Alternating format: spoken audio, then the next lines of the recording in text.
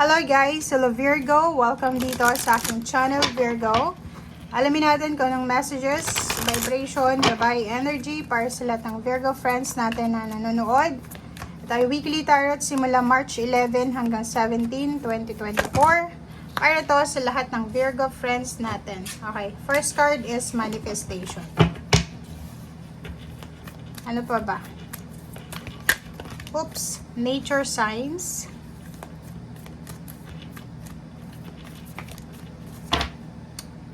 Virgo. And precious time. Wow. Lahat ng baraha mo, may pagka pare-pareho kayo ng Taurus tsaka Capricorn. Unang-una dito sa manifestation na to, Virgo, sinasabi ng baraha na kailangan mong maging clear and honest sa kung ano yung gusto mong mangyari sa buhay mo. Yun, wag kang in denial. Kasi minsan, di ba, minsan nahihiya yung iba, lalo na yung mga earth signs. Pag tinanong mo sila, like, kapamilya, anong gusto mong regalo? Sasabihin nila kung ano yung kaya mo, kung ano yung gusto mo. Hindi nila sinasabi kung ano yung gusto talaga nila.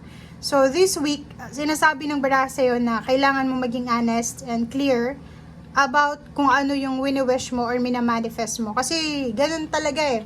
Pag nagmamanifest tayo, hindi sa 'di ba, yung mga wishful thinking lang, pero yung manifestation guys is kailangan mo sabihin sa universe loud and clear na eto yung gusto kong mangyari sa buhay ko, eto yung relationship na gusto ko, eto yung pera, magkanong pera yung kailangan ko, eto yung career na gusto ko, eto yung lugar na gusto ko. Okay?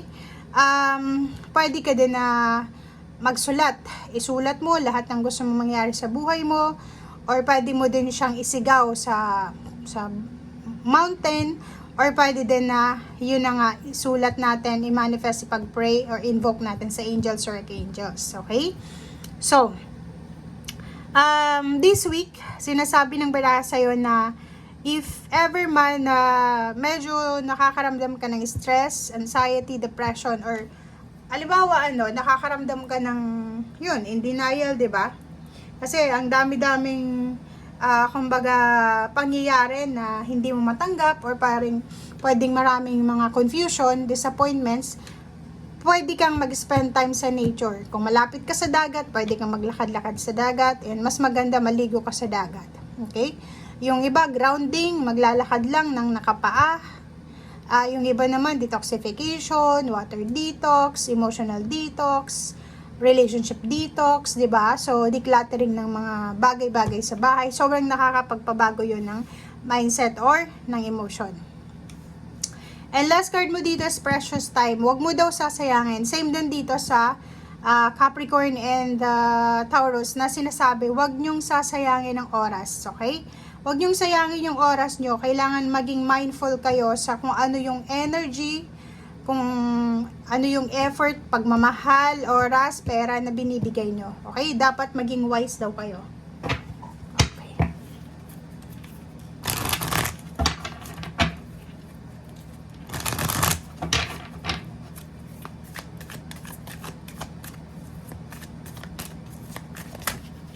Okay. Destiny. Oh. Heartache and loss. Sinasabi ng baraha sa'yo dito, Virgo, na hindi sa pero pinapakita ng baraha sa'yo dito na siguro may mga ibang disappointed, may mga nasaktan, may mga nangyaring hindi maganda sa buhay mo, pero naka-destiny daw to eh, 'di ba? May isang pangyayari sa buhay mo, Virgo, na mapa-relationship man siya or trabaho or kung ano pa man, talagang naka-destiny siyang mangyari sa'yo. 'Di ba? Yung parang wala tayong control dito. If ever, relationship, sobrang ang tagal nyo nang magkarelasyon, tapos bigla kayong nagkahiwalay, so it's a destiny na talagang magkakahiwalay kayo kasi hindi naman talaga kayo tinadhana. Sa trabaho, ganun din. May gustong-gusto kang company na gustong pasukin, pero talagang naka-destiny na hindi ka para doon kasi may nakalaan na para sa'yo. 'Di ba? So, kailangan mo dito ng acceptance. Kailangan mo dito ng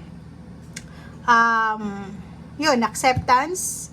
And yun na nga, wag mong sayangin yung oras mo, pagmamahal mo, effort mo, pera sa bagay na hindi na resonated sa'yo.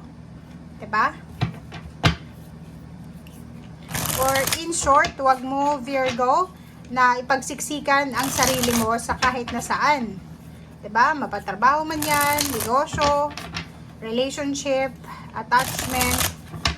Kung sino lang yung tatanggap sa'yo, doon lang yun. Okay? Doon ka lang.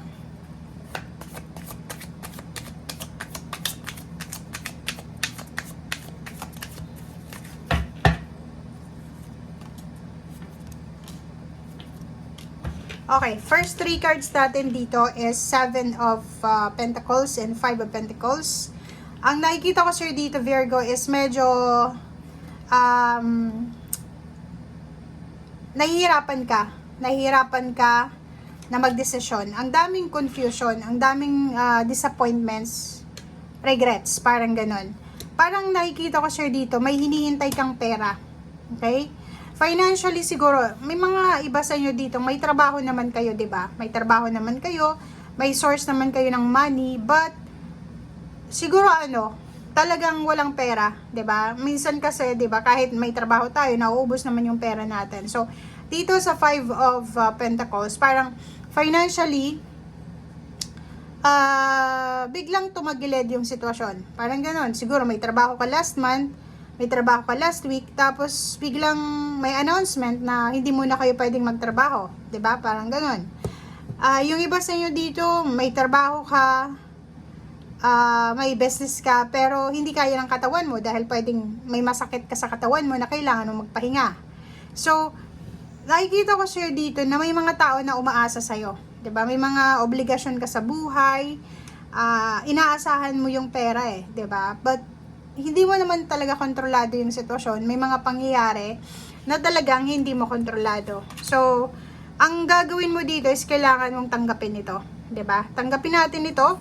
Ano man itong pangyayari na ito na posibleng unexpected na darating sa'yo. Nakikita ko sir dito na may iba sa inyo na posibleng makakapag-isip na magtrabaho sa ibang lugar. 'Di ba? Magta-travel ka, or lilipat ka ng trabaho, or lilipat ka ng lugar para doon magsimula ng bagong trabaho. But, meron ditong the Empress. Take care of your body, take care of your relationship, take care of your family. Lalo na kung may asawa ka, may anak. Sinasabi ng baraha sa'yo dito, Virgo, na sobra-sobra yung pasan mong problema, or marami kang pinapasan na obligation. 'Di ba? So, make sure na kailangan natin ng balanse. Kung makikita mo dito, kailangan mong bumalik sa step 1, 'di ba? Yung parang kailangan mong alamin kung ano yung balanse na kailangan mo sa buhay mo. Kasi minsan, sa sobrang busy mo sa trabaho, sobrang obligation, napapabayaan mo yung relationship, napapabayaan mo yung health mo, or napapabayaan mo kung ano yung kailangan mong bigyan ng pansin.